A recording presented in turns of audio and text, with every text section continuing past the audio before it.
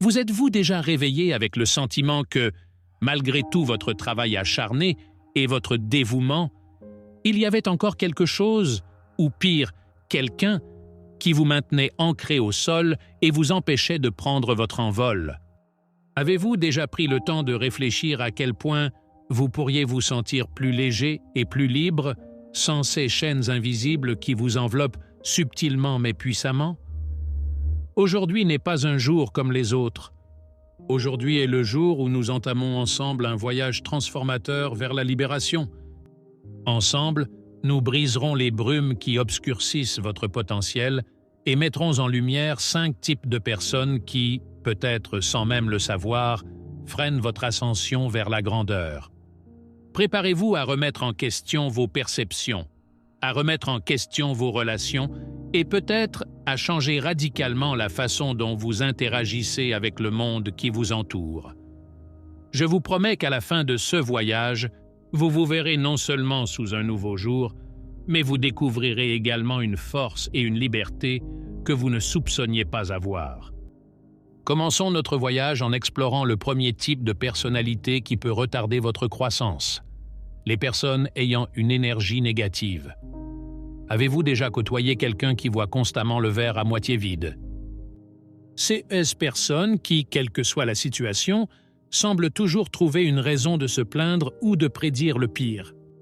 Leur vision du monde est constamment filtrée à travers le prisme du pessimisme, ce qui non seulement assombrit leur perception de la réalité, mais peut également étendre son ombre sur votre vie. Ce type d'énergie n'est pas seulement un voile de tristesse qui repose légèrement sur les moments de joie, c'est une aura lourde qui peut transformer votre enthousiasme en doute, votre espoir en incertitude.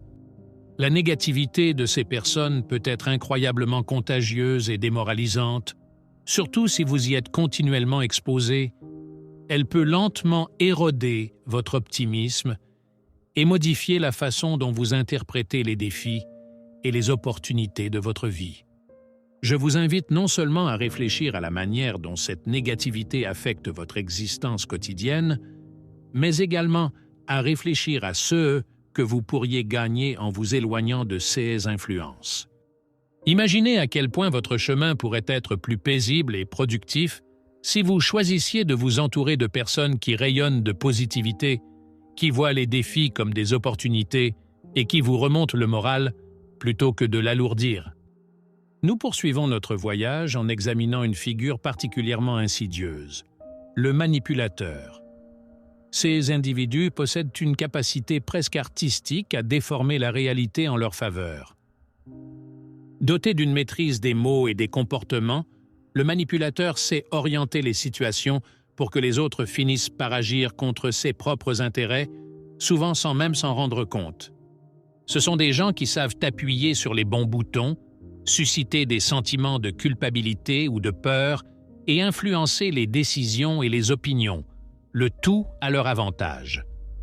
Ces sujets n'agissent pas avec de grands gestes évidents, mais plutôt à travers des interventions subtiles et continues qui peuvent confondre et désorienter.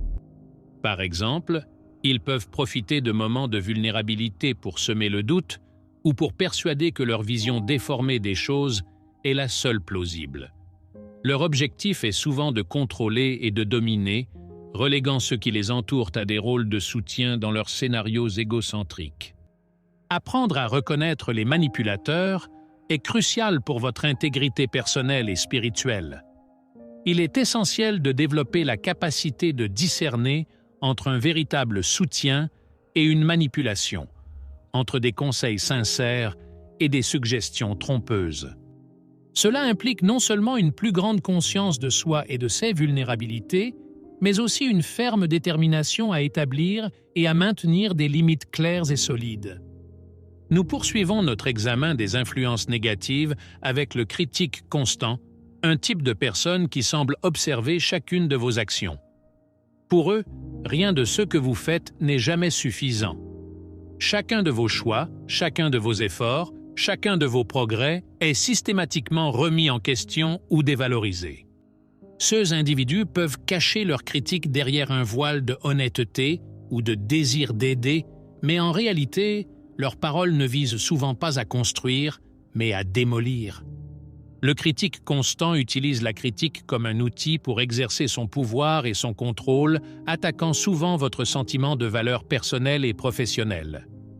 Ce comportement peut découler de multiples motivations, dont l'insécurité, la jalousie ou le désir de dominer les autres. Leurs observations peuvent sembler superficiellement logiques, mais elles sont empreintes d'un pessimisme qui peut empoisonner l'environnement qui les entoure et éroder votre estime de soi. Se défendre efficacement contre ce type de critique nécessite plus que de la simple résilience. Cela nécessite une conscience active de vos qualités et de vos réussites, ainsi que la capacité de discerner entre les commentaires utiles et les critiques destructrices. Il est essentiel d'apprendre à établir et à maintenir des limites fortes, non seulement pour protéger votre bien-être émotionnel, mais aussi pour cultiver un environnement dans lequel votre estime de soi peut s'épanouir sans entrave. Examinons maintenant une figure particulièrement problématique dans la dynamique des relations: la personne égoïste. Ces individus se caractérisent par une focalisation marquée sur leurs propres besoins, désirs et bien-être, souvent au détriment de ceux des autres. Au mieux, leur attention est tellement concentrée sur eux-mêmes qu'ils négligent simplement les besoins des autres. Dans le pire des cas, ils peuvent piétiner les intérêts des autres pour promouvoir les leurs. Ce comportement peut se manifester de diverses manières, depuis l'ignorance de vos demandes et besoins jusqu'à l'exploitation de votre générosité sans rien offrir en retour. La personne égoïste considère rarement l'équilibre entre donner et recevoir, qui est essentiel à des relations saines et mutuellement satisfaisantes. Leur approche peut vous laisser épuisé, exploité et souvent invisible.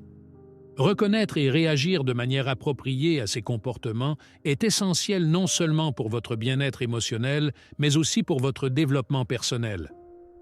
Je vous invite à bien réfléchir à qui dans votre vie semble constamment prendre sans jamais offrir de soutien ou de gratitude en retour. Quel est l'impact de cette dynamique sur votre bien-être général et votre croissance personnelle?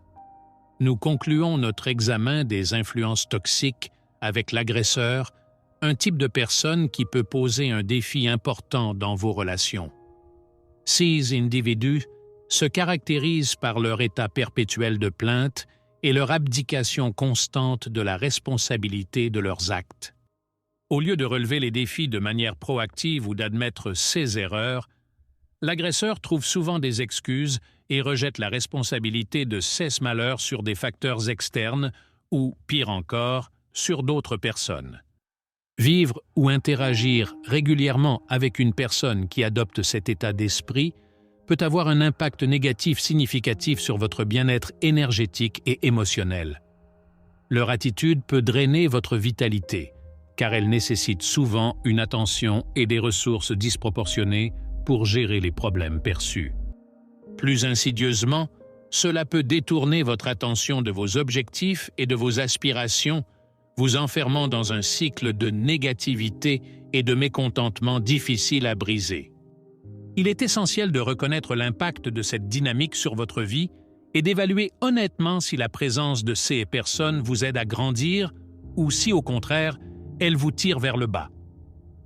Posez-vous la question: cette personne reconnaît-elle ses responsabilités? Est-elle prête à changer ou suis-je constamment entouré d'une aura de fatalisme? Face à cette prise de conscience, vous devrez peut-être prendre des décisions difficiles.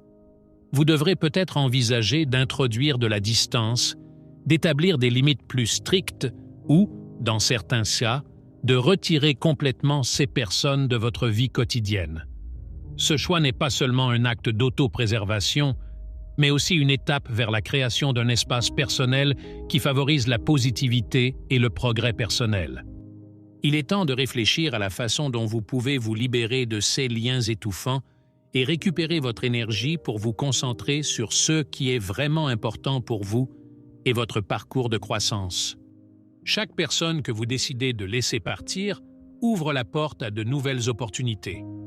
Ce n'est pas seulement un au revoir, mais une invitation.